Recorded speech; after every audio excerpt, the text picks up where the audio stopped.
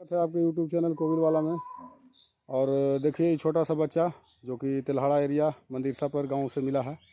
और ये क्या बोल रहा है, क्या छोटे, इसको आज इस गाय को सीमेंट देने के लिए आए हैं हम। और इस गाय को भी पहले दिए हैं, देख सकते हैं आज के डेट में 10-15 दिन या 20 दिन 25 दिन जो भी ले ले बच्चा देने वाला है। और ये गाय में तुमको, ये जो गाय काला वाला है बाबू, इसको में क्या क्या प्रॉब्लम था?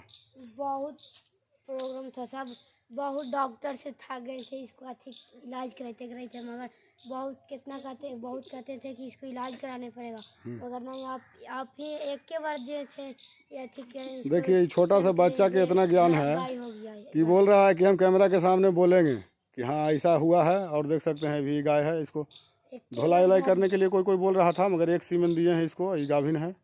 और आज के डेट में इसका जानवर है, इसको भी दिए हैं, ये भी आज से गाभिन हो जाएगा। वीडियो अच्छा लगे तो लाइक कीजिए, छोटू को भी लाइक कीजिए।